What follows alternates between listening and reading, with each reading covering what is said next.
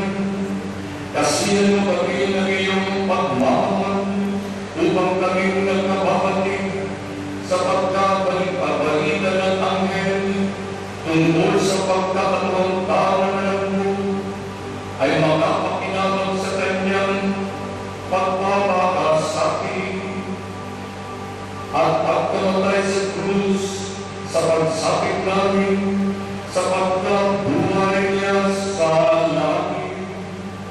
Sa pamagitan niya, kasama ng Espiritu Santo, magpasawalang hanggan.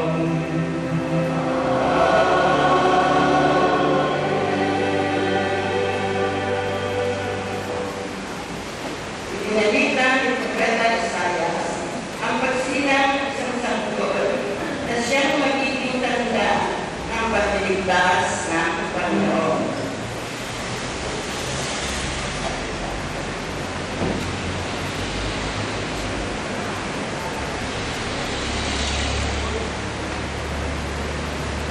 Noong mga araw na yun, pagbasa mula sa aklat ni Propeta Isaias.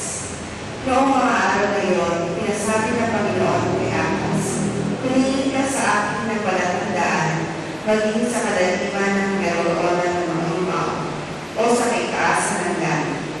Sumagot si Akas, "Hindi ko ako hihingi, hindi ko susubukin ang Panginoon." Sinabi ni Isaias, "Pakinggan mo, sa bayanan ng David, kulang pa ba ang pag-ibig niyo ang mga tao na pati ang aking Diyos ay inyong niyaya mo? Kailangan ang Panginoon natin ang magbibigay ng palatandaan, maglilihi ang isang dalaga at mga anak ng lalaki, at ito'y tatawagin Emmanuel." Ang salita ng Diyos. Salamat sa Diyos. Ang Panginoon ay darating, siya'y dakilang hari natin.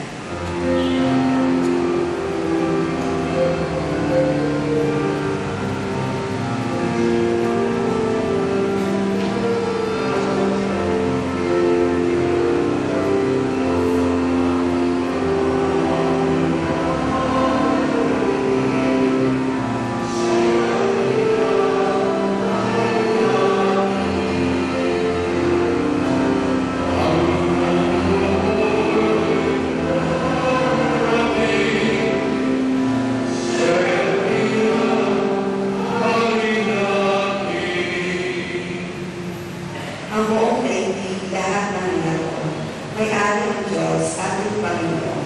Ang mundo'y natayo at yung sandigay, dahil ng lupa, tubig, kalaliman.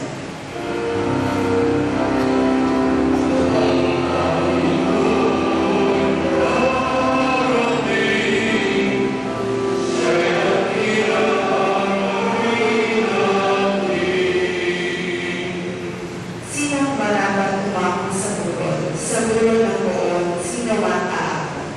Sinong papayagang pumasok sa templo, sinong tutulutang pumasok ng tao?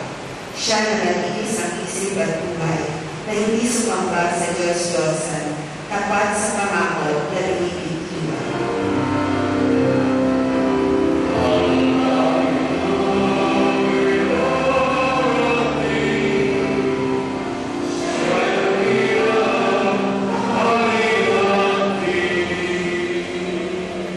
Ang Diyos na Panginoon, pagpapalain siya, iligtas siya at pawawalang sala. Pero na sino ang lumapit sa Diyos, sinang lumapit sa Diyos, di ako.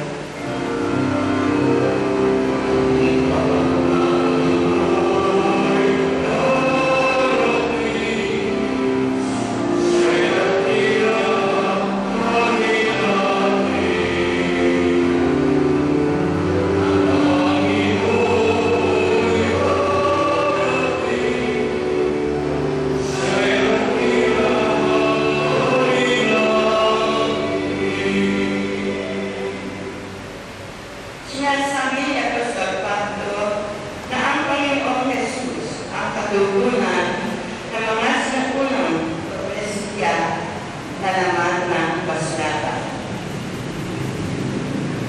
Pagbasa mula sa sulat ni Apostol San Pablo sa mga taga-Roma.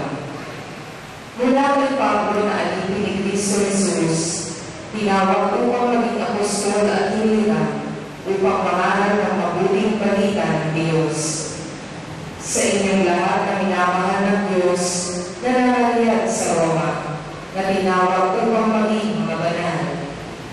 Sumainyo nawa ang pagpapala at kapayapaan mula sa Diyos na aming Ama at sa Panginoong Jesucristo. Ang mabuting balitang ito na ipinangako niya noon panguna sa pamamagitan ng mga propeta at nasasaad sa mga banal na kasulatan ay tungkol sa kanyang anak, ang aming Panginoong Jesucristo. Sa kanyang pagiging tao, siya'y ipinanganak mula sa libing ni David at sa likas na kabanalan ng kanyang Espiritu, ipinahayag siyang anak ng Diyos sa pamamagitan ng makapangyarihang gawa ang kanyang muling pagkabuhay. Sa pamamagitan niya, tinanggap namin sa Diyos ang kaloob na maging apostol upang ang lahat ng bansa ay akayin sa pananampalataya at pagsunod sa Kanya.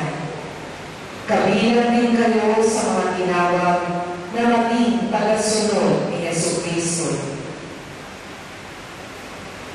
Ang salita ng Diyos. Salamat sa Diyos.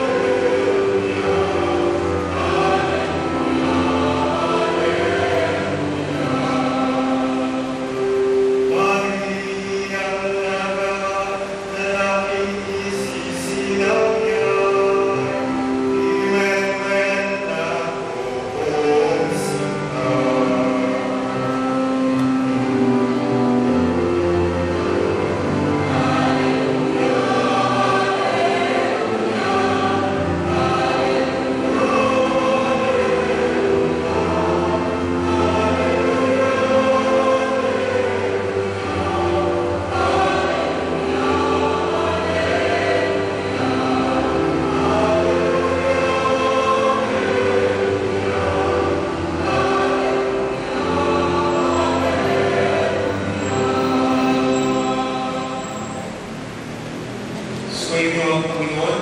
At sumainyo Ang mabuting balita ng Panginoon ayon kay San Mateo. papuri sa iyo, Panginoon.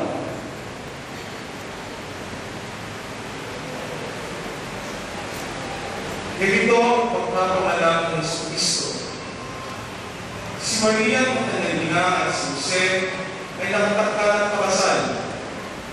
Ngunit bago sila nakasal, si Maria ay natagpo ang nagdadalang tao.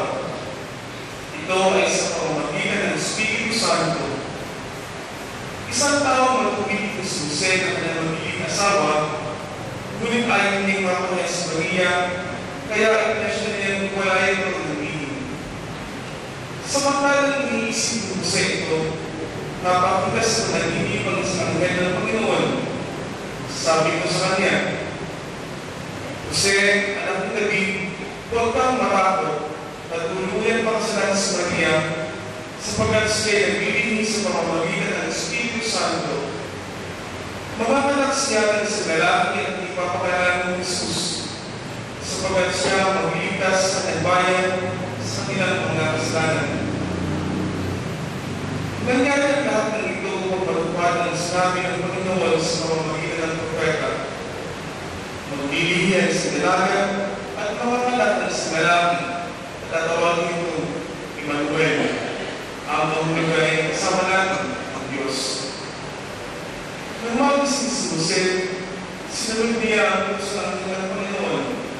Tinakasalan si Maria. Ang mabuting balita ng Panginoon. Pinupuri ka namin, Panginoong Jesucristo. Hindi magandang umaga po sa inyong lahat.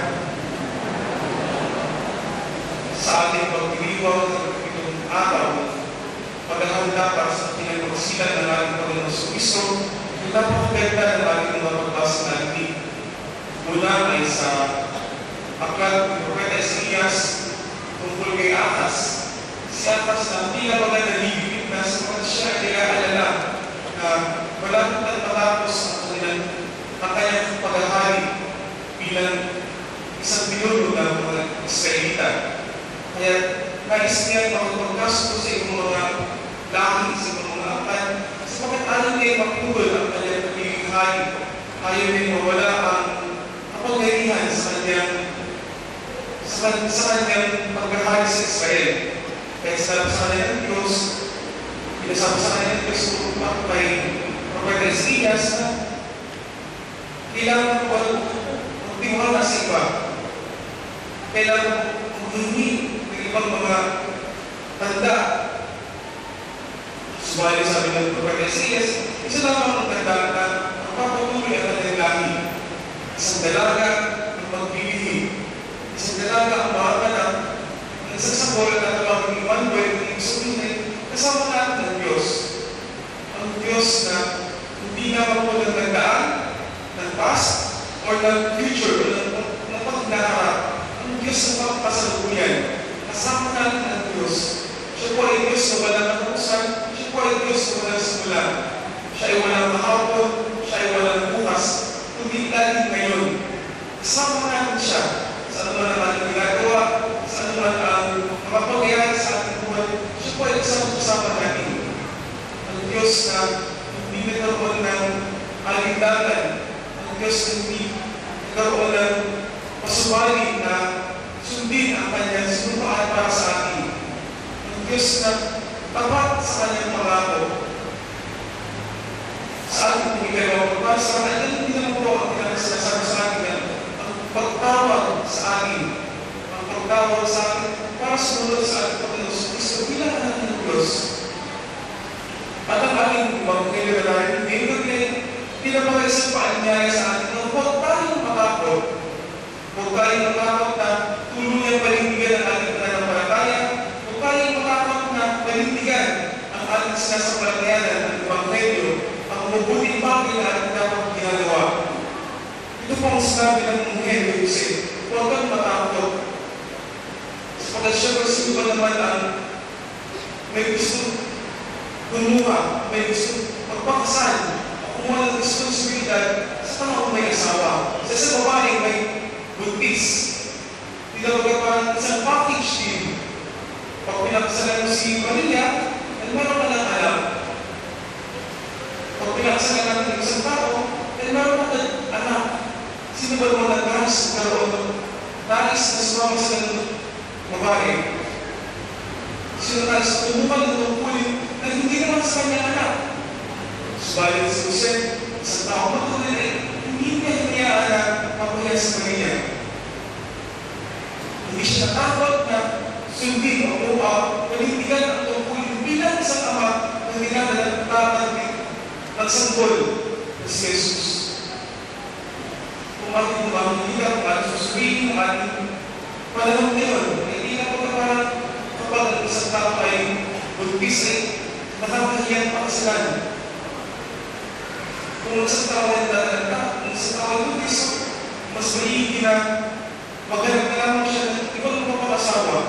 Malabi niya kanya, nakabuntis para kapabuntisan niya. Sapagkat ayaw natin kumuha ng tungkulin na hindi naman talaga para sa atin. Mga responsibilidad na hindi naman napabayaan na. Napakahirap isipin na paninindigan ang isang responsibilidad na hindi naman talaga para sa atin. Hindi naman bukas ng dalawa ang pagtutupad dito. Subalit si Jose ay hindi siya nagkaroon ng dalawang isip. Hindi siya nagkaroon ng pagdududa. Hindi niya hinayaan na magkaroon ng doubt ang kanyang pananampalataya. Sa atin ngayon ay hindi na pag nagkaroon tayo ng pagdududa ay nagsisimula ng bumagsak ang ating pananampalataya. Kapag tayo ay may gustong magpili, tayo magkasal, suwayo kung hindi nyo patapatid, tayo ay nawawalan ng gana ng pagkasal.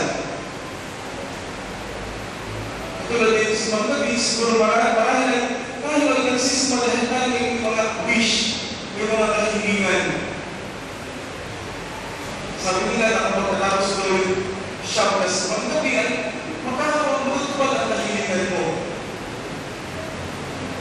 Subalit hindi, ay parang maging useless, parang effort, parang nag-exert tayo ng effort, pero hindi naman pala matutupad.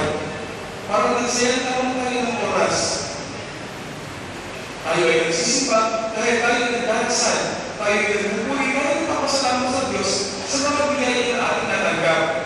Hindi naman dahil sa mga tayo gusto tumingin sa Kanya. Kung mga tayo gusto makamtan, pagkatapos ng pag-siyempre ito, pagkatapos ng simbang gabi.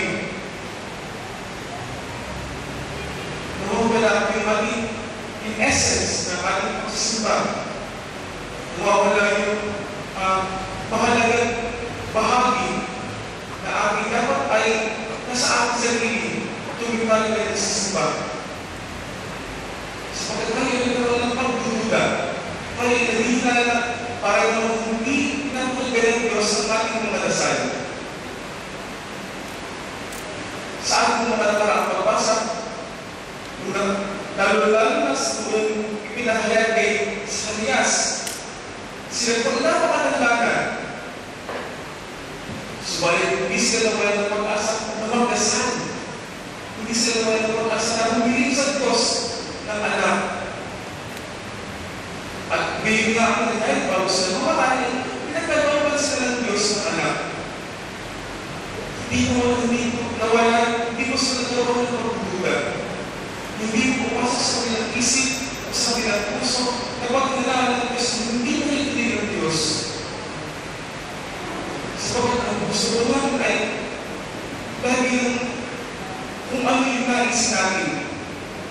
Kung gaasan na karoon ng magandang buhay, tila mo parang inaasa ka lang natin sa Diyos na pwedeng aspeto. Lagi natin inaasa sa Diyos kung ano yung dapat ating makamtan. Sumaling, ito po ay nangailangan din ng ating pagkilos. Ang Diyos po, nakasama natin, ay natuwang po natin sa lahat ng gawain. Ang Diyos na siya kumikilos at siya tapat sa kanyang pangako ay patuloy po na kumikilos para sa atin. Ang kailangan naman po siguro natin ay ang ating bahagi. Kung ang Diyos po ay nariliyan, saan pa tayo ang ating sarili, ang ating pamilya ay maging bukas para sa pagkilos, para sa pagtugon sa kanyang tawag. Katulad ng Musa, huwag po tayo makapagtugon sa tawag ng Panginoon. Huwag po natin pagdudahan ang tawag ng Panginoon sa atin. Kung tayo po ay tinawag, tayo po sumagot sa Kanya. Kung tayo po ay tinawag, ilaan po natin ang ating buong sarili sa Kanya, sa pagdilingkod sa Kanya, at sa pagpupuri bilang Diyos at tayo ng kanyang mga anak.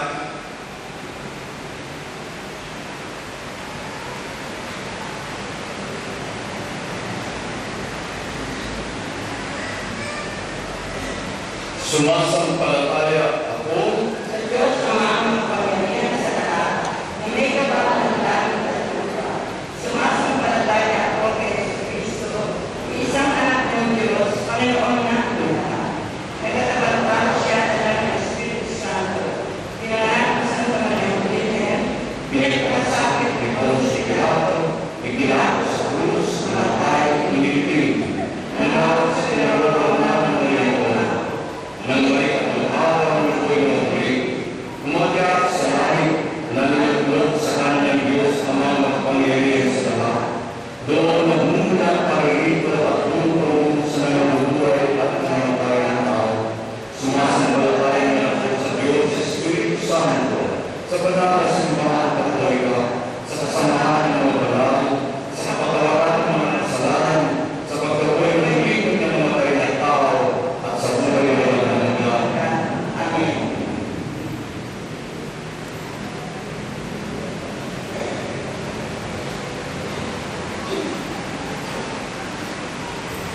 Mga kapatid, ang nagmamahal na awa ng Ama ay naging malinaw sa tao ni Jesus na siyang Emmanuel, Diyos na sumasama. Buong tiwala tayong manalangin sa bawat dalangin ng ating pagtutugod. Panginoon, hindi mo ang iyong bayan. Panginoon, hindi mo ang iyong bayan.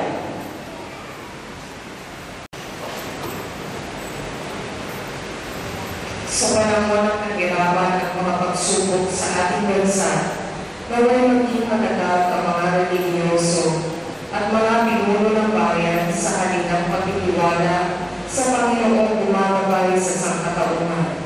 Manalangin tayo. Panginoon, hindi mo ang iyong bayan.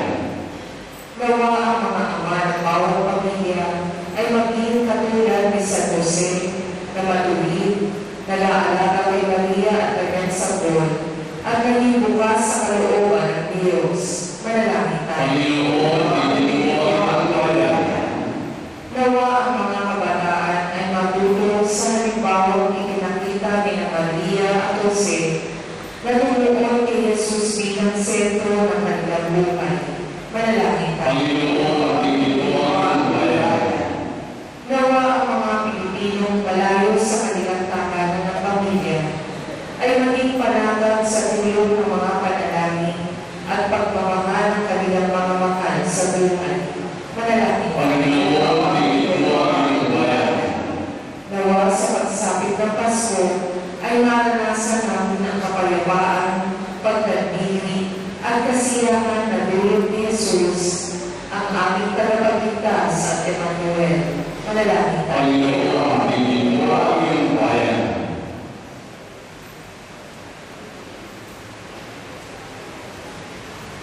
Sa daling kalaibigan, ating pong panalangin ang ating mga pagsanging intensyon at ang mga intensyon sa mismo.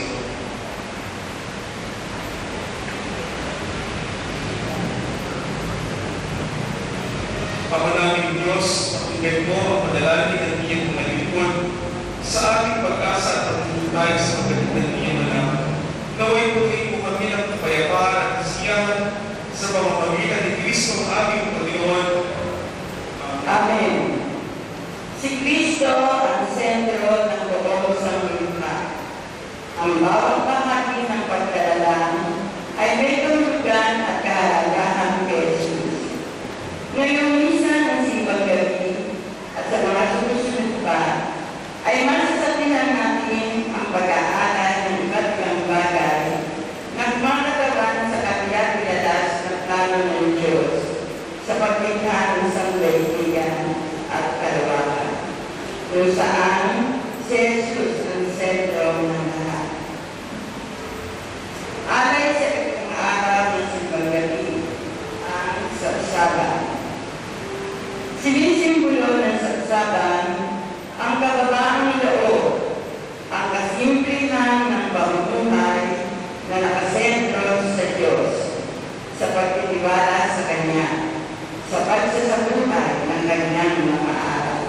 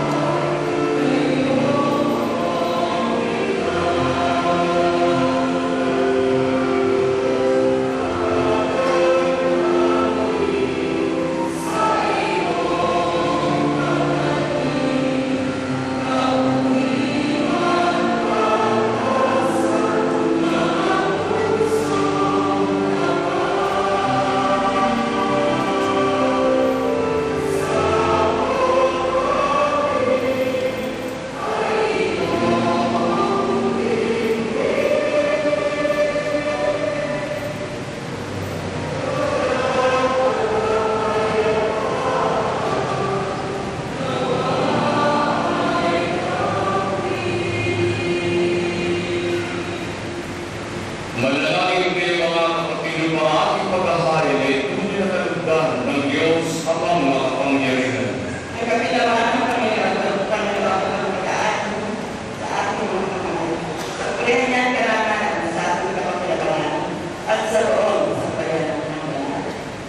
Ang malaming lumikha, ang mga alay namin na nakahain sa iyong dambana ay papananin nawa ng paglubog ng banal na Espiritu na umuspos sa sinapupunan ng mahal na Birheng Maria upang magdalang tao at magsilang sa iyong anak na siyang mamagitan magpasawalang hanggan.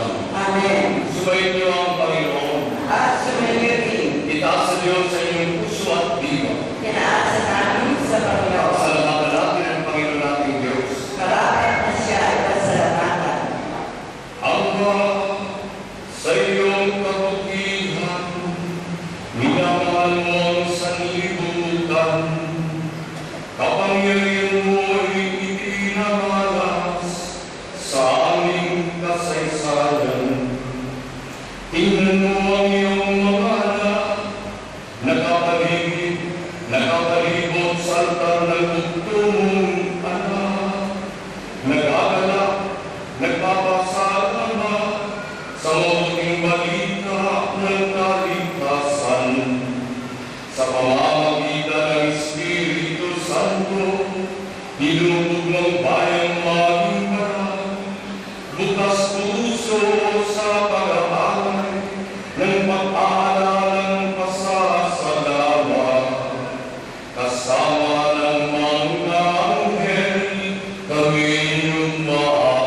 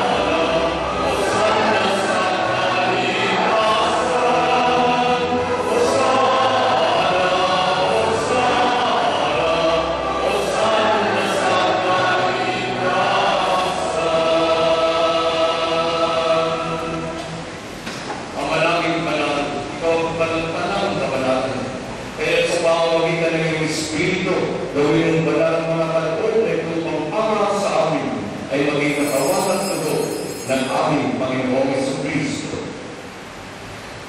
Bago siya dalhin sa kamatayan, nang siya ay nasa mesa, kinuha niya ang tinapay at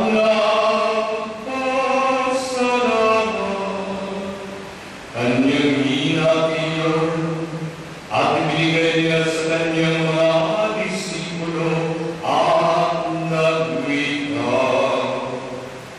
Kainin niyo ang tinapay na ito ko.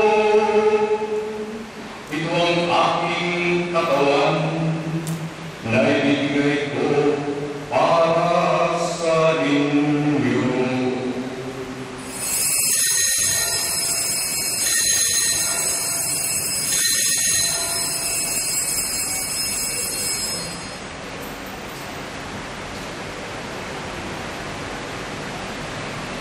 Matapos sa hapunan, kanyang kinuwang talis, puno ng alak. Nagpasalamat siya muli at nagwika. Kunin niyo at inumin ito.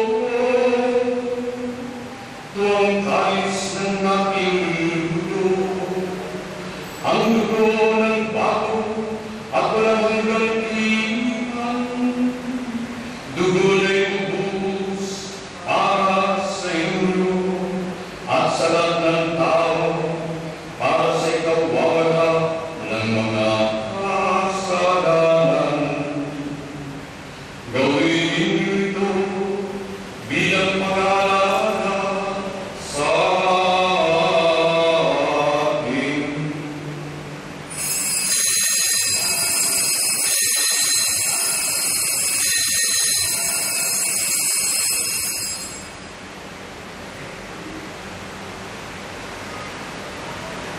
Ipagbunin natin ang misteryo ng aming pananampalataya.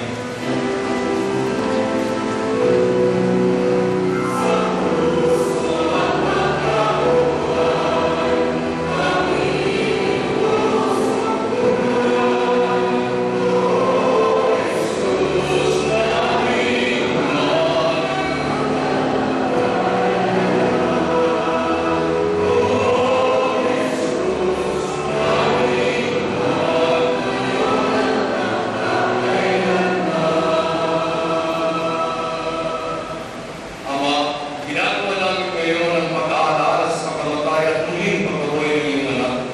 Kaya inialay namin sa iyong tinapay na nagbibigay buhay at ang kalis na nagkakaloob ng kaligtasan. Kami ay nagpapasalamat dahil ngayon ay narapat na tumayo sa harap para maglingkod sa iyo.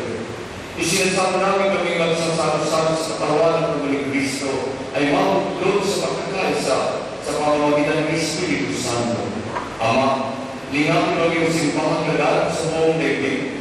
Puspusin mo kami sa pag-ibig kaysa ni Francis naming Papa, ni Luis Antonio naming Obispo, ng tanang mga kaparian, mga religious at laiko.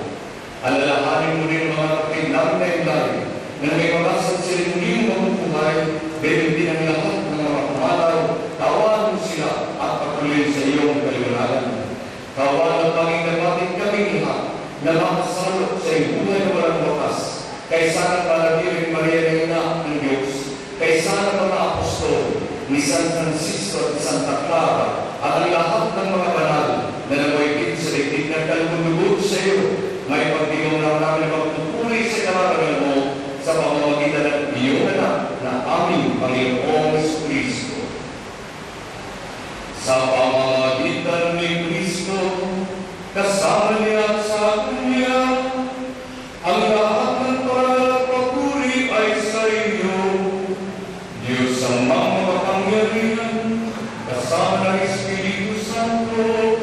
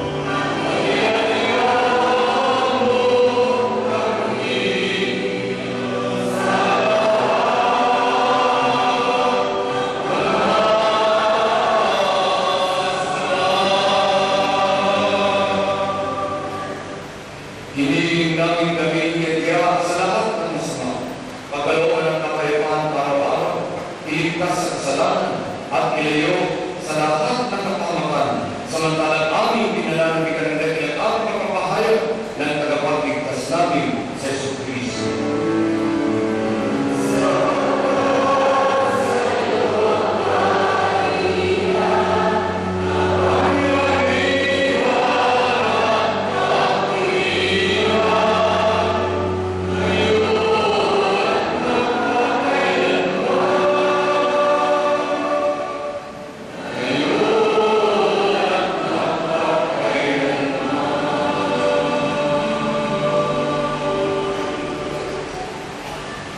Panginoong Jesucristo, sinabi mo sa mga apostol, kapayapaan na iniwan ko sa inyo, ang aking kapayapaan na binigay ko sa inyo. Tunay mo ang aming pananampalataya at huwag ang aming mga pagkakasala. Pagkaloob mo ng kapayapaan at pagkatay sa ayon sa iyong kalooban, kasama ng Espiritu Santo at pa sa walang hanggan. Amen. Ang kapayapaan ng Panginoon ay laging sumainyo. At sa inyo rin. Magbigay po tayo at magbigay ng kapayapaan sa isa't isa.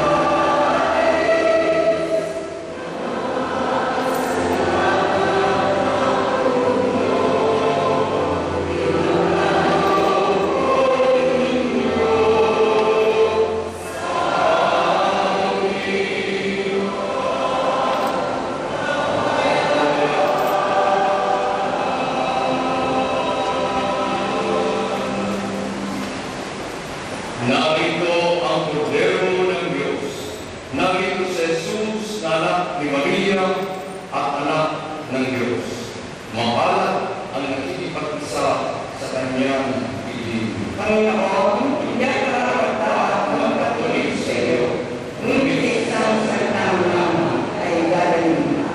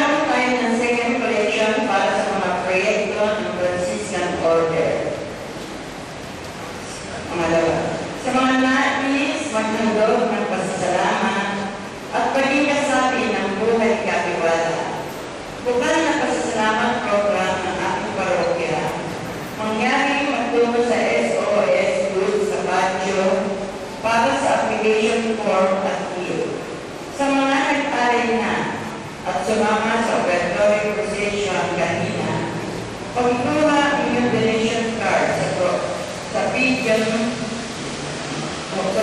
box malapit sa offertory table bago kayo lumabas ng simbahan. Ang inyong donation ay nakuha at nailala ng SOS staff. Bukas, December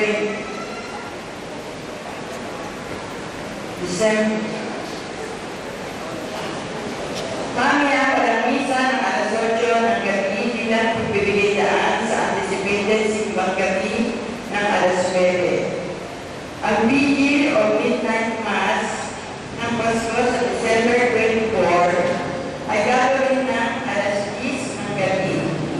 Ang misa sa araw ng Pasko ay ang mga sumusunod: 6:15, 7:30, 8:45, 10 ng umaga, 4:15, 5:30, at 6:45 ng hapon at gabi. Patuloy na tumatanggap ang ating parokya ng bigas, groceries at gas donation para sa ating pamasunat daw project, kung saan mahigit na 700 poor families sa mga barangay ang mabibigyan ngayong Pasko. Maaaring iari ang donation sa mga misa o dalhin sa parish office. Mangyaring ilagay ang gas donation sa envelope na may markang papaskong handog. Mawakas, kaugnay ng parish parlor making contest, ang lahat ay inanyahang piliin ang people's choice sa pamamagitan ng pag-donate sa entry na kanilang nais manalo. Ang mga paroon na ginamitan ng recycled materials ay nakadisplay sa patio at may kaukulang donation bag para sa kanilang entry na magpusuan. Ang points na makuha ng bawat entry ay sa people's choice donation ay magiging bahagi ng judging criteria. Maraming salamat po. Manalangin tayo. Ama namin mapagmahal, kami pinapakinaban mo sa ibanatan na salo-salo ay turuan mo kumilaga sa layunin ng iyong mga nilikhang bagay na dapat namin gamitin upang kami ay sumapit sa iyong piling.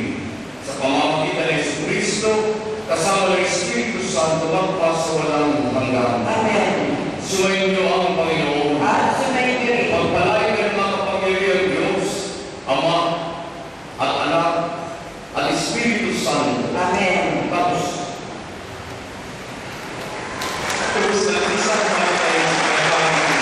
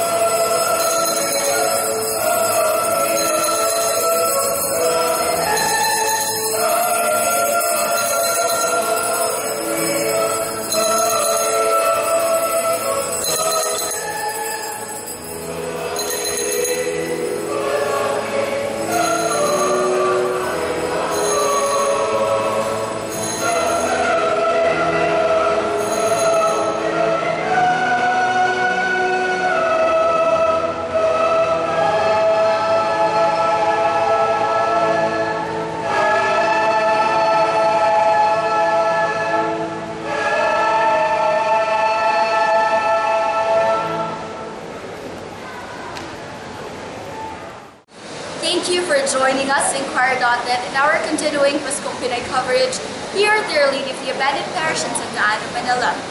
We hope you'll still be with us until the eve of Christmas. Again, this has been Julian Lovedes, who is reporting for Choir.net. Good morning.